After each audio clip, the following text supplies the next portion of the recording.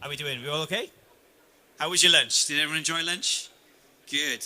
This morning everyone was a bit sleepy, so we've got lots of smiling faces ready to go on the Horizon stage this afternoon. So plenty to come here too. We've got 2 more sessions. The next one we've got is working with AI, ethics, impact, and the human edge. Hopefully You all knew that before you came in, because you've all downloaded the app. Have you all done that? Have you, sir?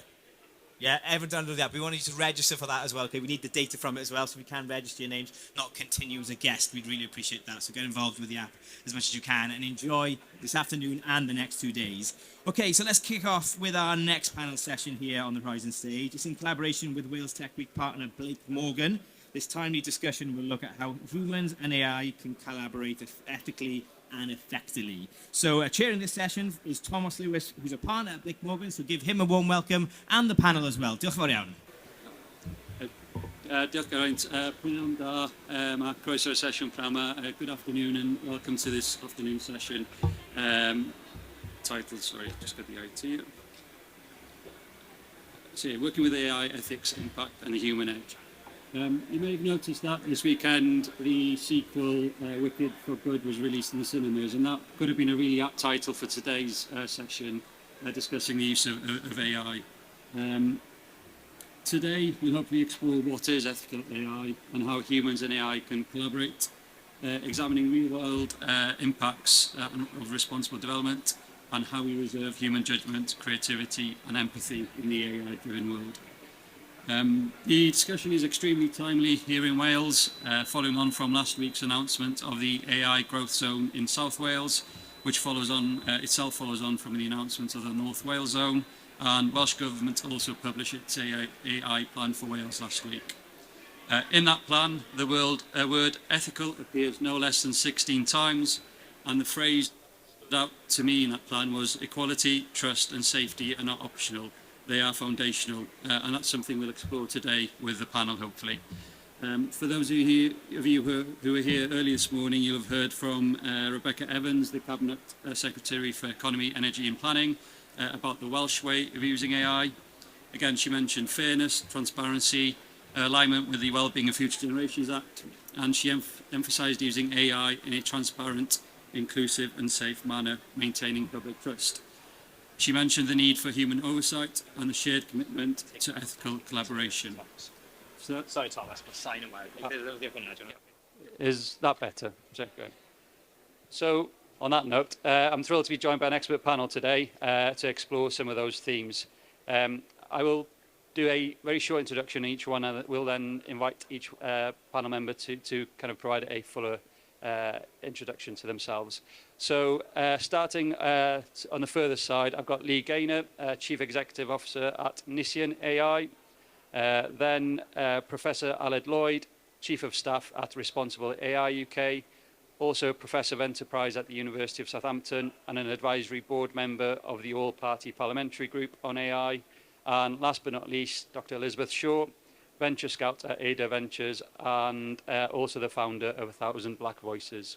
So if we start with Lee for a brief introduction as to who you are, your organisation and your involvement in AI. Thank you, everybody. My name is Lee Gaynor, CEO of Nisien.ai, which is a spin-out of Cardiff University. Its foundation of Nisien is 12 years of academic work done by Professor Matthew Williams and Professor Pete Burnap. And after all of those years, it became very much apparent as tech is changing that we need software to be able to understand what harms are going on in the environment. And so the commercial aspect of Nisien.ai is around brand protection and reputation management. We also have another kind of use case, which is around player protection for sport. So the ethos is to ensure that we've used the technology appropriately to help protect people in this kind of day and age. And that's it for me. Thanks very much. And I'm Lloyd Owen. I am Chief of Staff at Responsible AI UK.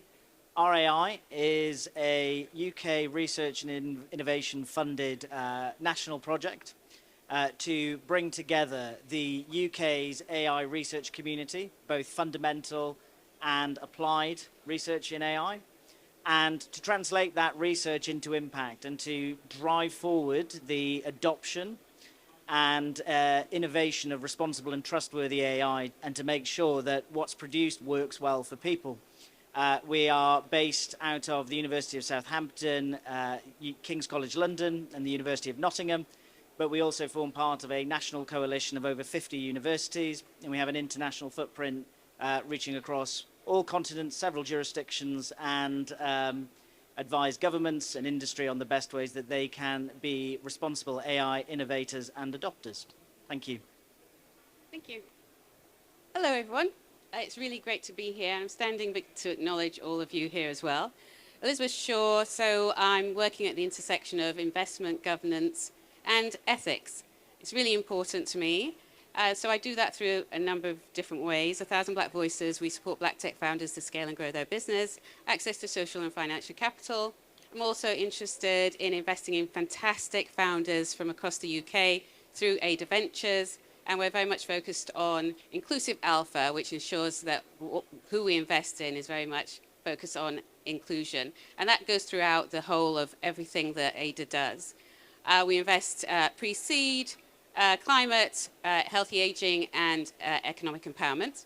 I run the Ethical AI Initiative. We do roundtables. We bring lots of different voices from across the globe.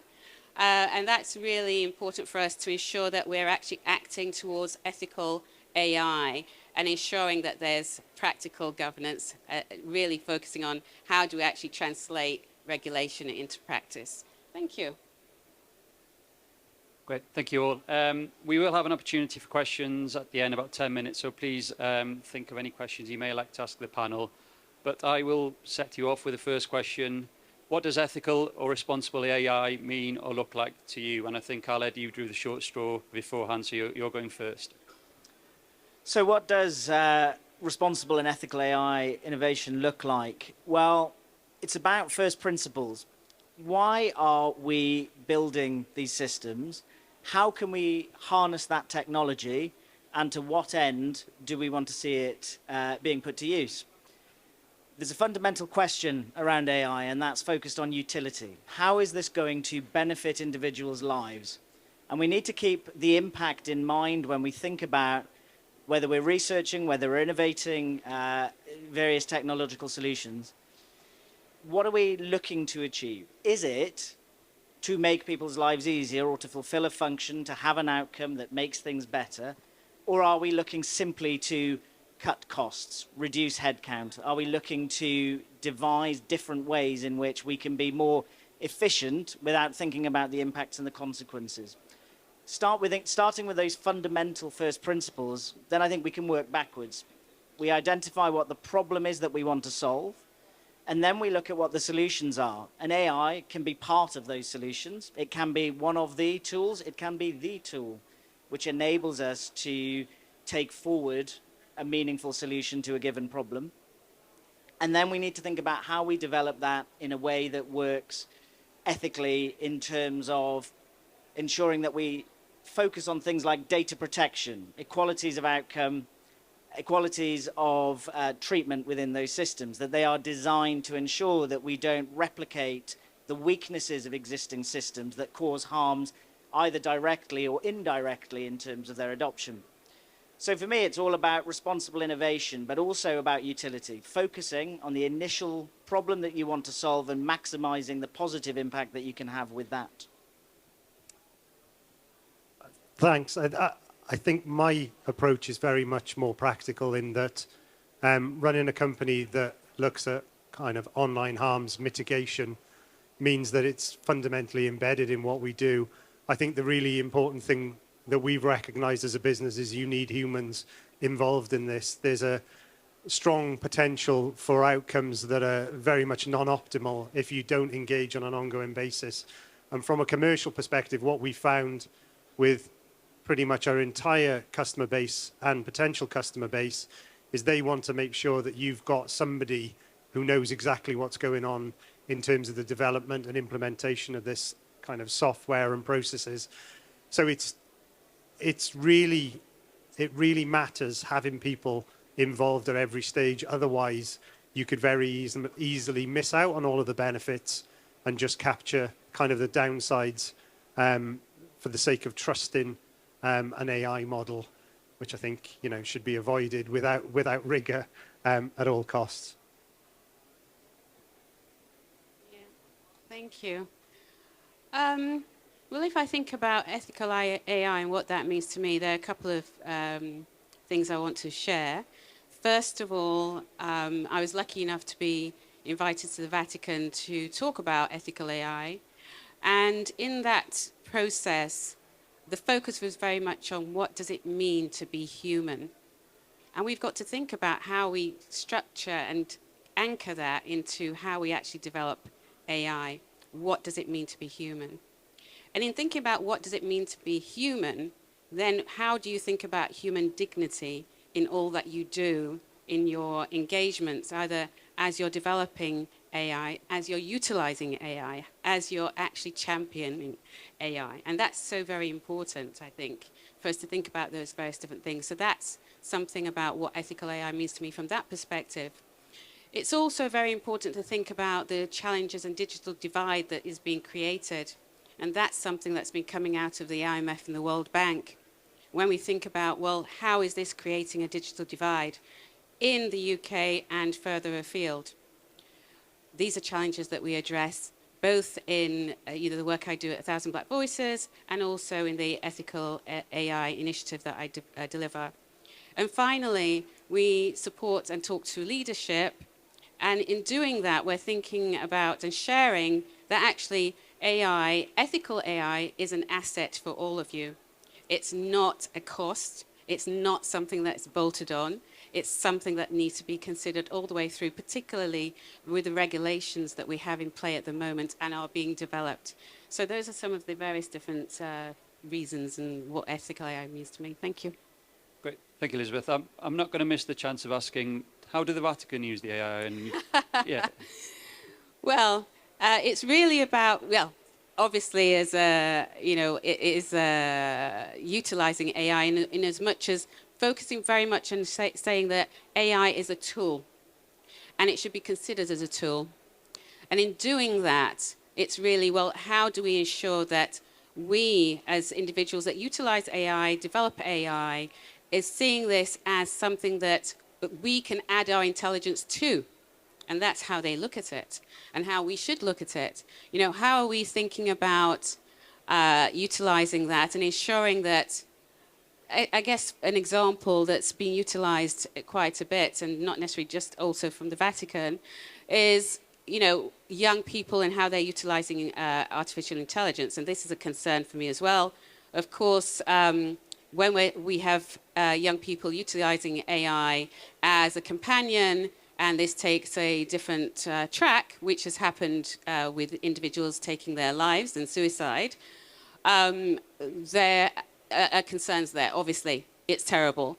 And of course, just recently in the US, there has been, parents standing in front of Senate and talking about these particular challenges and how we should start regulating and what that means and who's taking responsibility. And of course, we have regulations that are supporting that. And these are the various different conversations we're having at the Vatican and which we have globally with those that we actually bring in play. And I suppose that is a key challenge that I just needed to highlight because it is a stark reality of some of what's going on.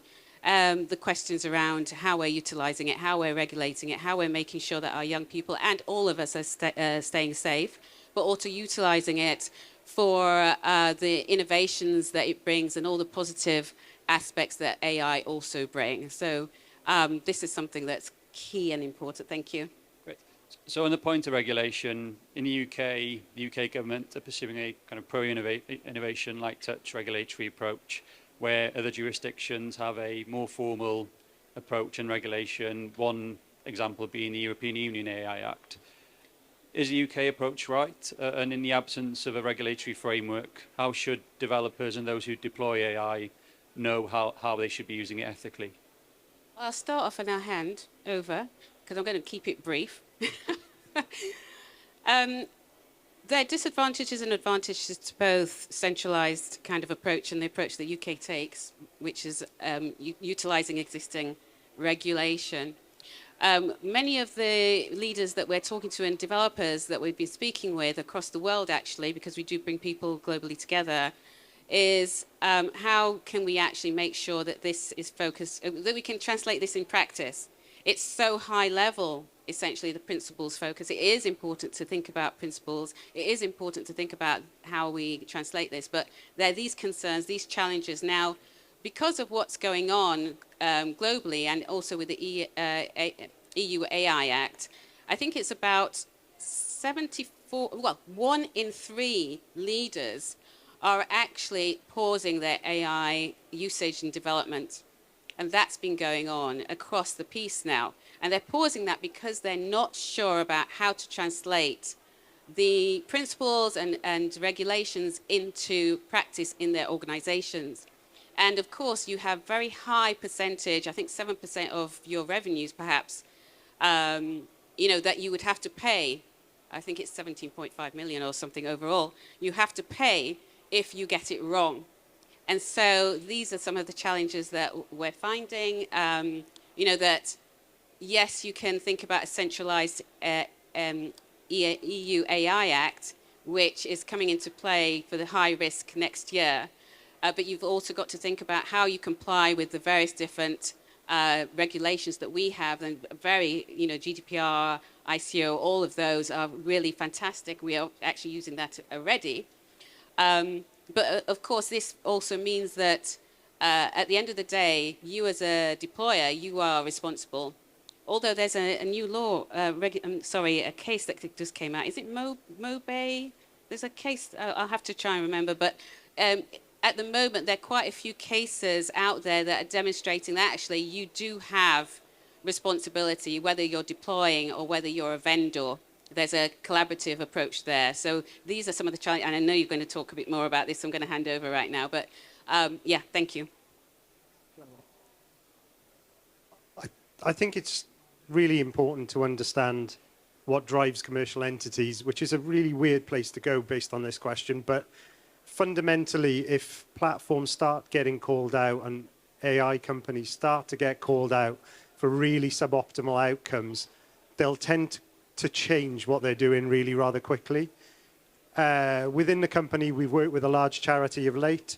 Part of the study was into suicidal ideation, and essentially we looked at outcomes from chatbots. There's huge divergence between different chatbots in different outcomes with this particular topic. There are some that are really very good, and there are others that should be avoided at kind of all cost. I think what happens fundamentally once you do these studies and work with the charities is that suddenly lobbying when they have the facts actually makes a bit of a difference. So this actually goes back to, if you try and regulate it, it won't really work that quickly.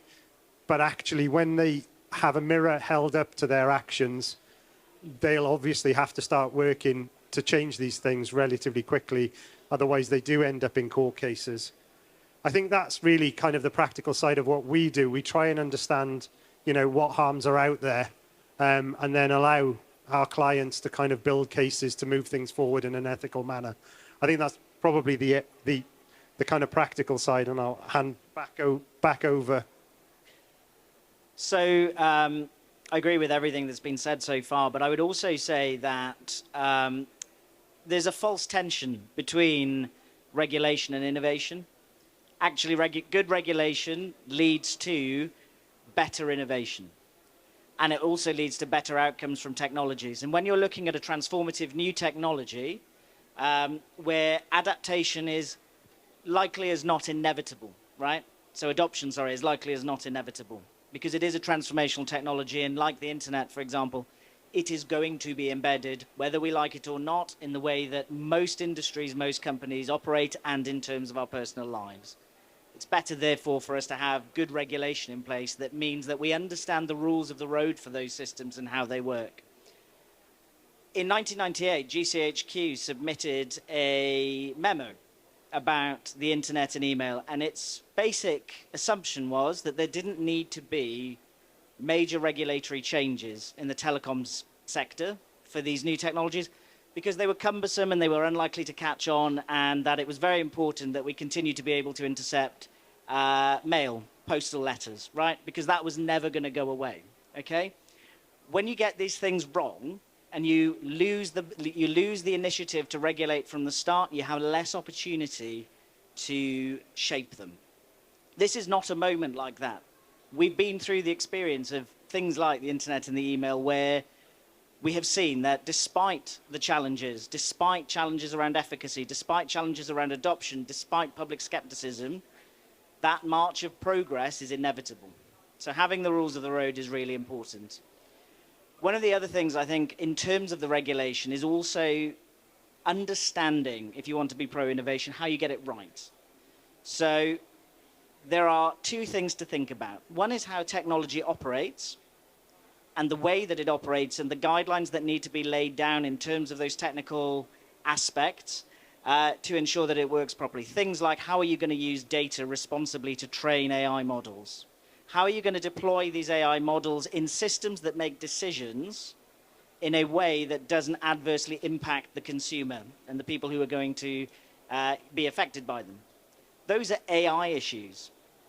But the issue, for example, of AI fraud or AI-enabled fraud is not necessarily new, right? Fraud is fraud, and AI lets you do it more convincingly, and it lets you do it at scale. But the legislation we have in place for the crime of fraud is fit for purpose. It's just being able to understand and comprehend how we get there and how we respond to the impact of it. And how do we enable the prevention and the detection of it rather than necessarily thinking about how we punish the action itself. And the problem is that because AI has arrived so suddenly and has such an enormous and far-reaching impact in terms of the sectors that it touches and the way that it will impact across, or it does impact already across almost a universal experience of lives and outcome and process, etc., is how do you start? It's a really daunting challenge. If anyone here has tried to clean their house after they've really let it go for a bit, you'll know what it's like looking at every room and thinking, good God, what am I going to do next, right? That's what AI regulation currently looks like. But it needs to begin. You need to have those guidelines in place. Once you've got them, it allows businesses to understand what the rules of the road look like.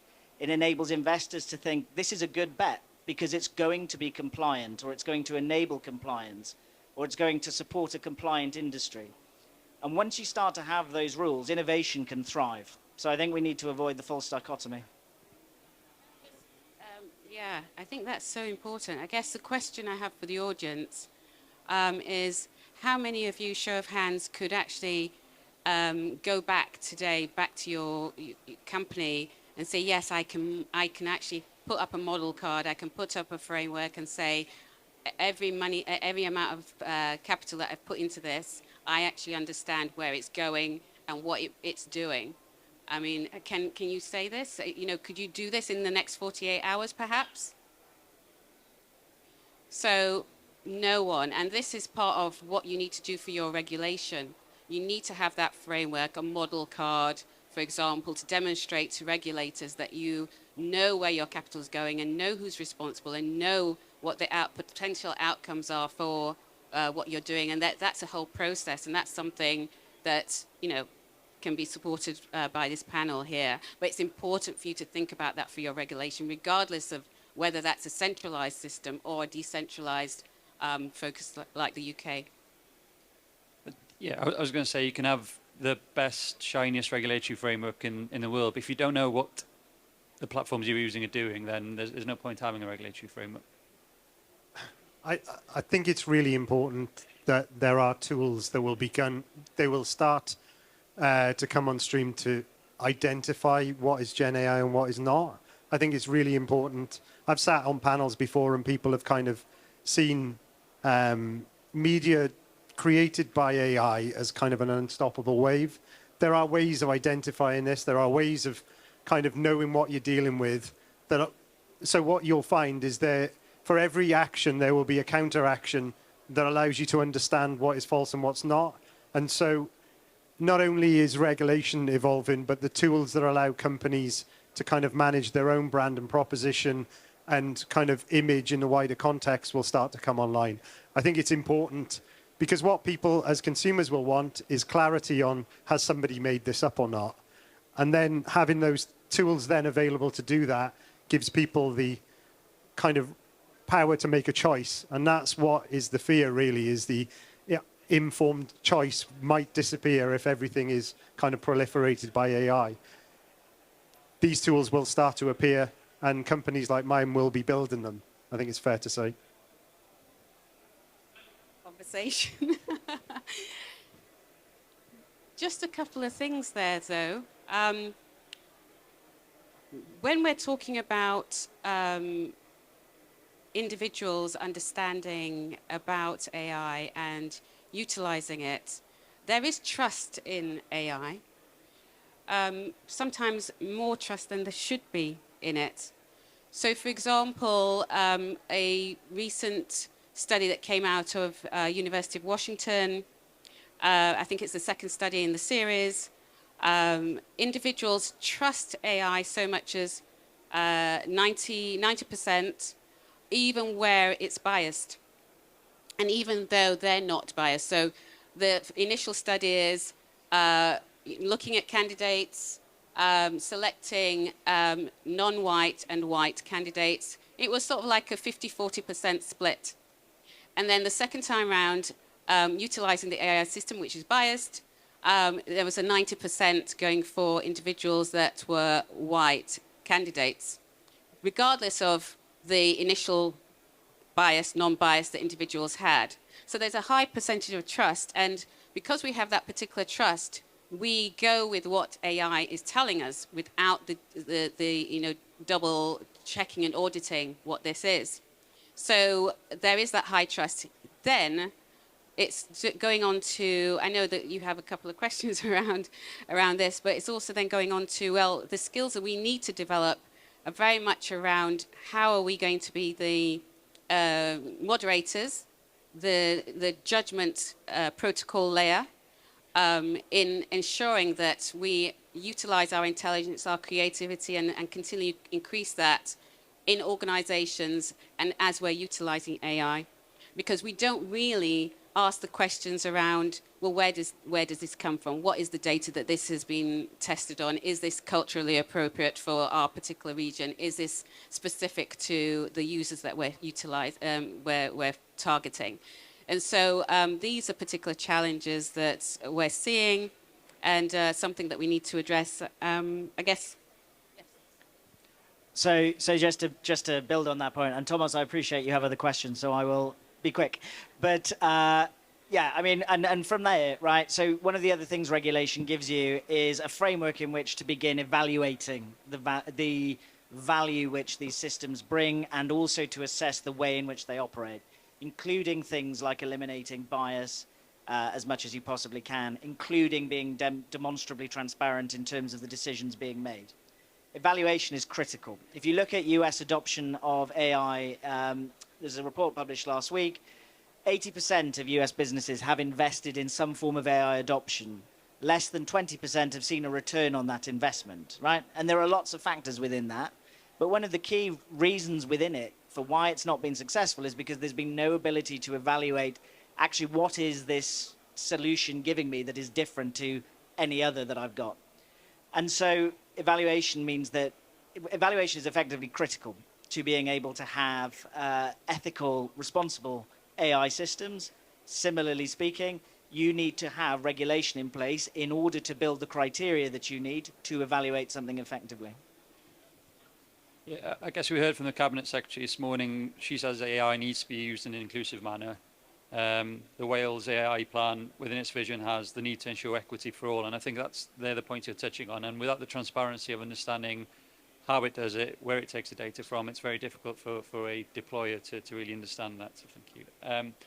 So just taking a slightly different approach now. So Elizabeth, with your kind of investor hat on, and Lee, maybe you're CEO of a company who's just been through an investment round.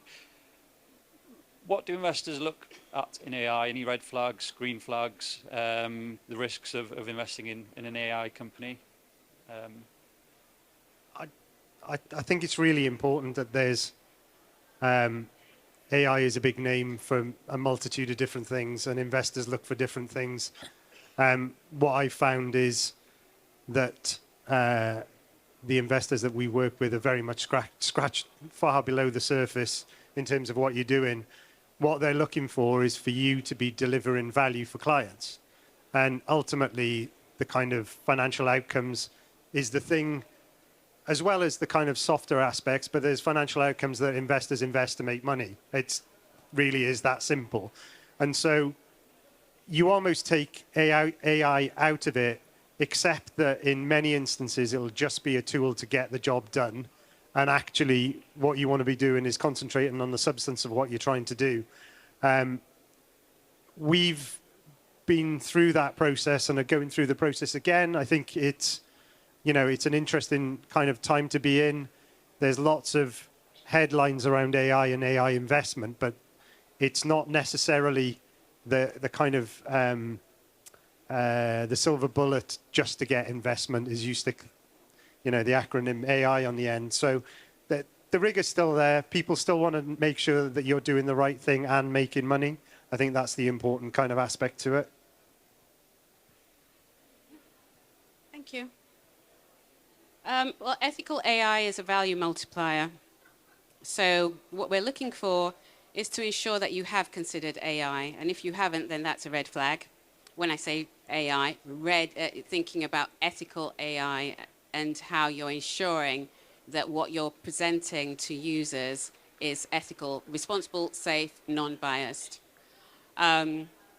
If that's not there, then yes, that's a red flag. Green flag, you've thought about all those various different things. You've got a human in the loop, human on the hook, in play, and you can demonstrate. So the question I asked you previously about having a model card, frameworks to demonstrate what you've input and all the various different stages to the output is something that we'd be looking for through any investment that we're making.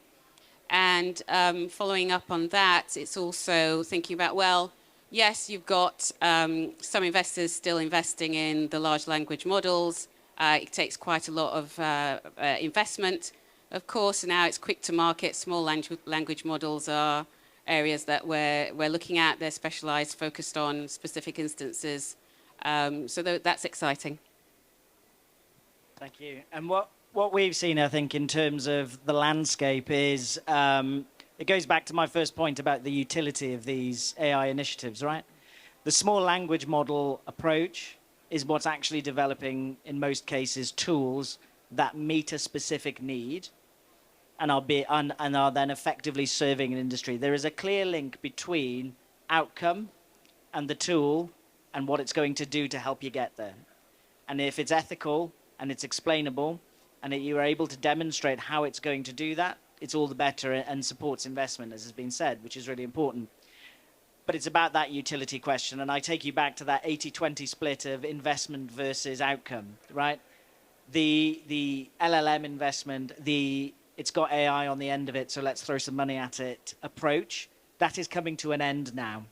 And actually there is going to be this enormous shift, I think, in terms of looking at investing in AI as tools which solve problems in the way that software investment has worked and continues to work. You know, it is going to pop this bubble of AI is the tool, now let me find a solution I can throw it at, where we've been for the last 2 years or so.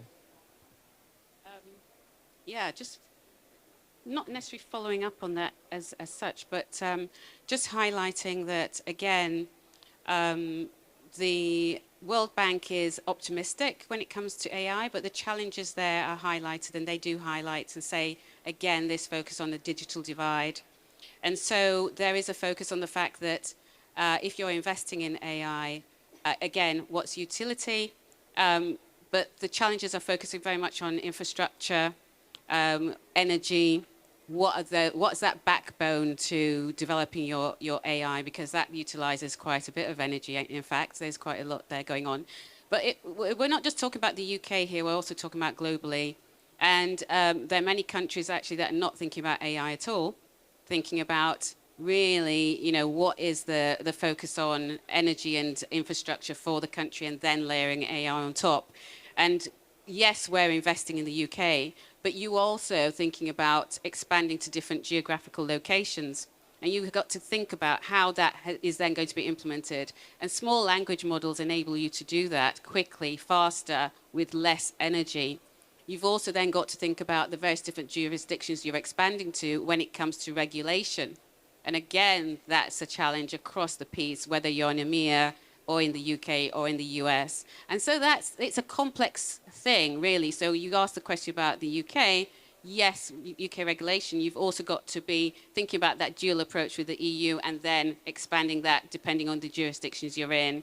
And so you have got a lot of work to do there, but you have got support from the various different specialists that would come in and support you on that. Great, thank you. And for my final question, I just wanted to touch on the final theme, the human edge, I guess. The scaremongering is that AI is going to replace us all in one way or another.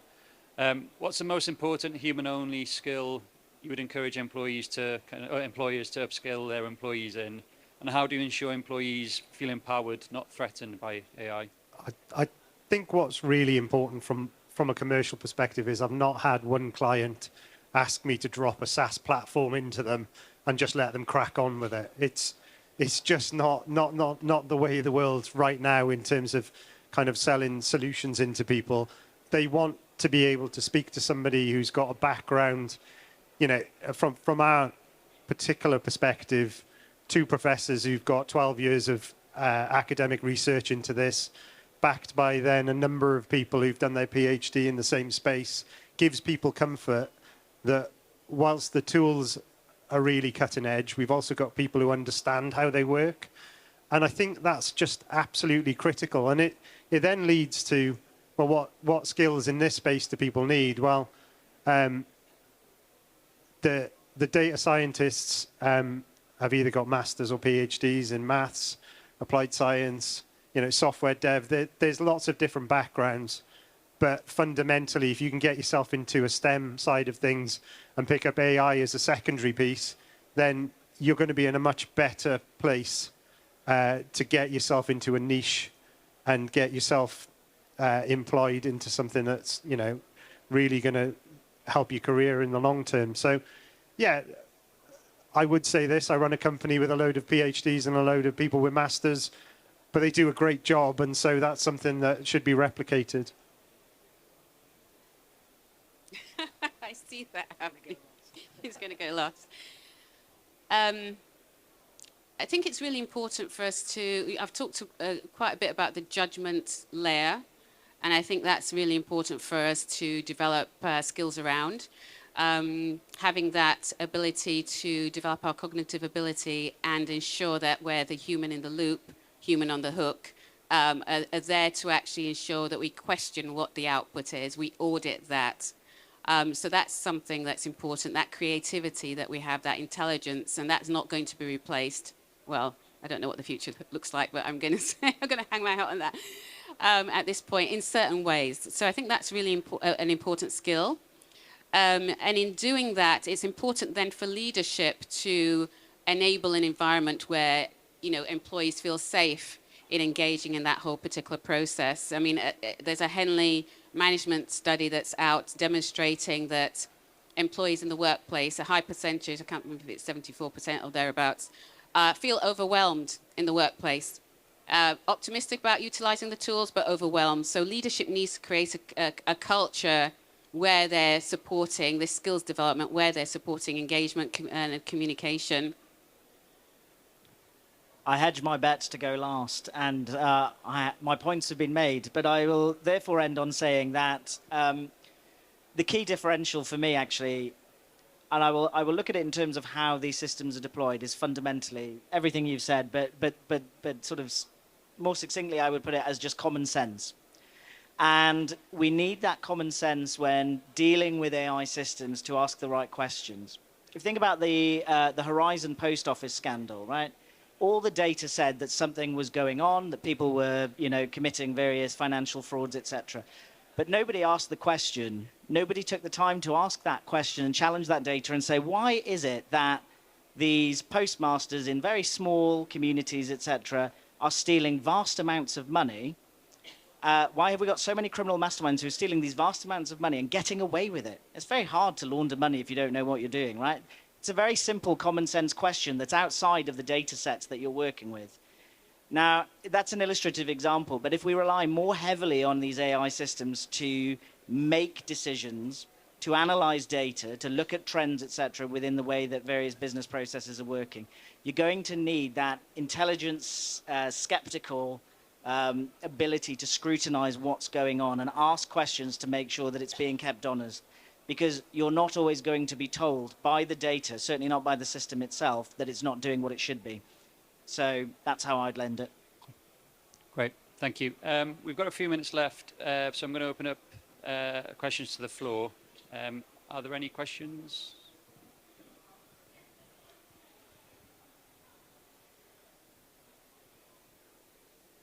Hi, can you hear me? Oh. Thank you all. I want to just say that was really insightful, so thank you. Lee, you spoke on how AI used in advertising is making individuals feel concerned. However, in Article 52 to 55 in the EU AI Act, it speaks about transparency in documentation and ethics to the public. And so companies must include visible disclosure, so saying that it's AI-generated content, and keeping technical documentation of that. Would you say in this example companies aren't applying this clause or applying it clearly enough that the public isn't aware enough? Do you think that companies could be better with this application, basically? I think there's a bit of a context around what I said, which was maybe I didn't say it exactly right, which was I was in a room of people who were worried. So there were PR and marketing people there that were concerned that there was kind of an unstoppable wave of AI. The context around it was around taking marketing jobs as opposed to specific adverts that are out there. I think there's probably a massive requirement to understand adverts if they do include AI. There will be instances where some do include and fess up and some don't. I think there was a great example of a kind of a TV ad that was done in America during the Super Bowl that was AI totally, and they actually made a feature of it. They said, this is what we've done. Look how great we are using AI. But I think the wider piece is potentially having tools that tell people if regulation doesn't force them to do it. So in that instance where somebody puts it out, if you've got a tool yourself that will say whether there is AI or not, you can use it readily. You can then be in a position to make an informed judgment of whether you want to believe that or not. Does that make sense?